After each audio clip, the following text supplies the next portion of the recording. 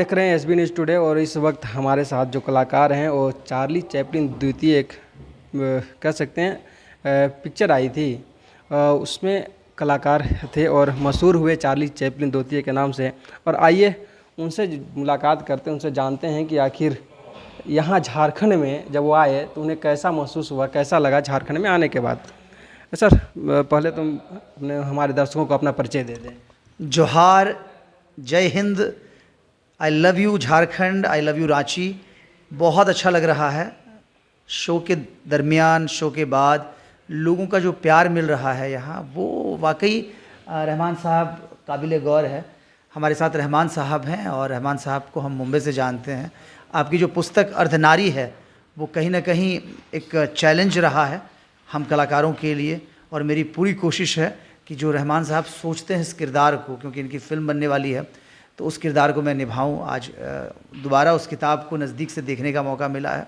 मेरी जो कुछ हिंदी फिल्में हैं उसमें नमस्ते बिहार है। नमस्ते बिहार एक हिंदी फिल्म है, विद्या धर्म दर्शन और मोक्ष का बिहार। नमस्ते बिहार ये ऑनलाइन है फिल्में, आप ज़रूर देखें। शहर मसीहा नहीं, लहरिया कट, जुनूनी मर्डर, गर्भ से को हम गंदे हैं, एक्सेट्रा एक्सेट्रा, बहुत सारी फिल्में आपको मिलेंगी। टीवी सीरियल्स कई सारे रहे हैं, एड फिल्में रही हैं। लेकिन जो चार्ली चैपलिन के रूप में लोग मुझे बुलाते हैं, सम्मान देते हैं, और वो 5000 लाइव शोज़ करने का एक्सपीरियंस है। Limca book of world records, Guinness book of world records, मुझे लगता है 100 रिकॉर्ड्स मेरे नाम दर्ज हैं, इसलिए लोग मुझे रिकॉर्ड कुमार के नाम से भी जानते हैं। जुनून है एक रिकॉर्ड बनाने का और शो करने का।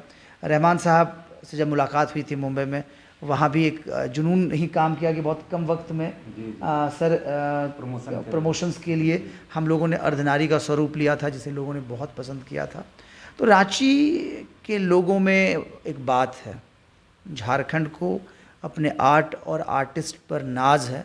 ये लोग सम्मान करना जानते हैं, समझ है इनको आर्ट का, इसलिए यहाँ कुछ करके बहुत अच्छा लगता है। आने वाले समय में मुझे लगता है कि एक अच्छी फिल्म इंडस्ट्री का निर्माण हो सकता है, कई लोगों को रोज़गार मिल सकता है। और अगर ये भी ना हो रहमान साहब, तो कम से कम बड़े बड़े जो प्रोड्यूसर्स हैं, राजश्री प्रोडक्शन हो, धर्मा प्रोडक्शन हो, ऐसे प्रोडक्शंस की शूटिंग यहाँ बहुत धड़ल्ले से हो सकती है, अगर होनी चाहिए। वो एक माहौल मिल जाए अगर उनको, तो वो लोग शूट करेंगे यहाँ आकर, क्योंकि बहुत सारी शूटिंग भोपाल में होती है और जगहों पर होती है। तो रांची में भी एक अच्छा रोज़गार जनरेट किया जा सकता है। यहाँ टैलेंट भी है जी। बहुत बहुत धन्यवाद। मैं बहुत खुश हूँ, और चार्ली चैपलिन द्वितीय के रूप में मैं रांची के लोगों के लिए दुआ करना चाहूँगा कि आप लोग हंसते रहिए, मुस्कुराते रहिए, और ऐसे ही ज़िंदगी को खुशगवार बनाते रहिए। अच्छा, एक सवाल है कि जिस तरह से रांची में आप शूटिंग किए, रांची में कह सकते हैं आए, शो किए, या फिर हजारीबाग में कुछ नमस्ते बिहार की शूटिंग हुई थी, कैसा लगा यहाँ का माहौल, यहाँ का वातावरण, यहाँ का पर्यावरण कैसा लगा? नहीं, बहुत अच्छा लगता है। जब भी हम सोचते थे कि यहाँ बहुत टफ लाइफ है, बहुत ज़्यादा लोग आम रोज़मर्रा की ज़िंदगी में बिज़ी रहते हैं, लेकिन यहाँ देखा तो लोग वक्त निकालते हैं। लोग कला के लिए, कलाकारों के लिए वक्त निकालते हैं और खुश रहते हैं। वो कला को की समझ है उनके अंदर, कलाकारों के लिए सम्मान है उनके अंदर। तो ओवरऑल रांची के लोग बहुत अच्छे हैं। अर्धनारी किताब आपने देखी रहमान साहब की, हमारे आज भी और देख सकते हैं दर्शक इनके हाथ में अर्धनारी किताब है। इसको पढ़ने के बाद इसके ऊपर भी मूवी बनाने का मन कर रहा है क्या? ये तो रहमान साहब का सपना है।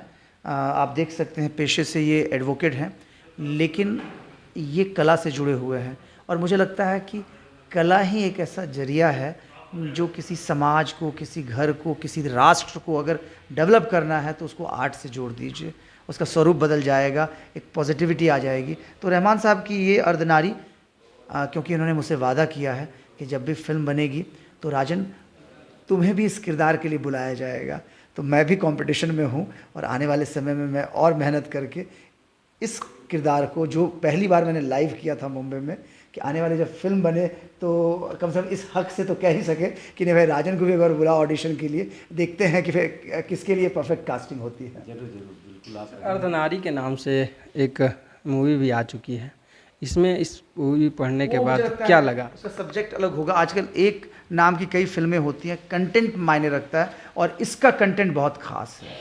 ये जो रहमान साहब की लिखी हुई किताब है, इसके कंटेंट में वजन है, बहुत कमाल का कंटेंट है और एज हिस्टोरिकल होगी वो, लेकिन ये कंटेम्प्रेरी है और ये दर्द है, सोसाइटी का दर्द है, उन तमाम अर्धनारियों का दर्द इस किताब में है। मुझे लगता है कि समाज के लिए आईना साबित होगा और आने वाले समय में थर्ड जेंडर की अगर हम बात करें तो उसके लिए परफेक्ट है और गवर्नमेंट का अवार्ड भी मिलेगी इस फिल्म को, ऐसा हम उम्मीद करते हैं रहमान साहब। तो ये थे राजन जी। आइए रहमान साहब से ही बात करते हैं कि वो क्या सोचते हैं अर्धनारी के बारे में, चूँकि जब वो किताब लिखे होंगे कुछ न कुछ तो सोचा ही होगा मन में। आखिर अर्धनारी किताब लिखने के पीछे का मकसद क्या था? देखिए, सबसे बड़ी चीज़ है, हर इंसान एक सामाजिक प्राणी है और समाज के अंदर फिर उनको एक परिवार चाहिए। तो हम ये अक्सर देखते थे कि मर्द को तो परिवार मिल जाता है, औरत को परिवार मिल जाता है, लेकिन एक जो किन्नर है उनको परिवार आज तक नहीं मिला और हम उनको परिवार नहीं दे पा रहे हैं। उनकी जो भावनाएं हैं, उनकी जो फीलिंग है, तो उन आज हम क्या होता है कि एक जानवर को भी अपने पास रखते हैं तो उससे भी मोहब्बत हो जाता है। तो ये तो फिर भी इंसान है, तो उनको भी हमसे मोहब्बत होता होगा, हमको भी उनसे मोहब्बत हो जाता होगा। तो इस मोहब्बत के का जो फासला है उसको हमें कम करना है और उनके दर्द को अपनाना है और उनके साथ उनके दर्द को बांटना है, उनके साथ परिवार में रहना। तो इस बुक में यही मैसेज दिया गया है कि जिस तरह से मर्द अपना परिवार बसा रहे हैं, औरत अपना परिवार बसा रहे हैं, मिलजुल कर रह रहे हैं, वो भी हमारे साथ, हमारे परिवार का एक हिस्सा बनकर, एक अंग बनकर हमारे साथ अपनी ज़िंदगी गुजारे, सम्मान के साथ ज़िंदगी गुजारे और खुशी के साथ ज़िंदगी गुजारे।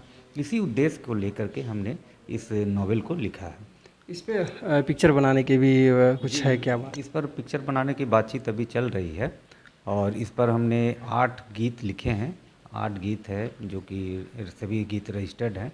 इनका धुन भी मैंने बना लिया है और कुछ म्यूजिक डायरेक्टर से बातचीत भी चल रहे हैं। जो अच्छे म्यूजिक डायरेक्टर होंगे तो उनको हमने ये प्रपोज़ करेंगे कि इस पर म्यूज़िक बनाने के लिए। एक आध दो गीत जो आप गुनगुनाना चाहें। जी ज़रूर। ये है, ये हक है मुझे कि मैं भी सजूं पिया के घर को, मैं भी चलूं, जो दर्द मेरे दिल में छुपी है वो दर्द तुझसे मैं भी कहूँ। अर्धनारी हूँ फिर भी नारी हूँ, अर्धनारी हूँ फिर भी नारी हूँ। ये एक गीत है उन्हीं का, अमृता का ही, जो अर्धनारी, उनका एक और गीत है। ये गीत है जब किसी का शादी का जब वो काफिला जब गुजरते हुए देखती है तो उसके मन में भी ये भावना होता है कि मैं भी एक दिन दुल्हन बनूंगी, मुझे भी एक दिन दुल्हन बनना है, हम बनना चाहिए, ये भी मेरा हक होना चाहिए। तो उसी पर ये एक गीत है। दूसरा है कि जब उनको किसी से प्यार हो जाता है, हीरो से, तो वहाँ पर उनका दिल बहुत बेचैन भी रहता है, तो वो भी बोलती है कि उस पर एक इमोशन सॉन्ग है। मेरे दिल में छुपी दर्द को तुम्हें बताऊं कैसे, मेरे दिल में छुपी दर्द को तुम्हें बताऊं कैसे, मुझे तुमसे कितना प्यार है दिखाऊं कैसे, मेरे दिल में छुपी दर्द को तुम्हें बताऊं कैसे।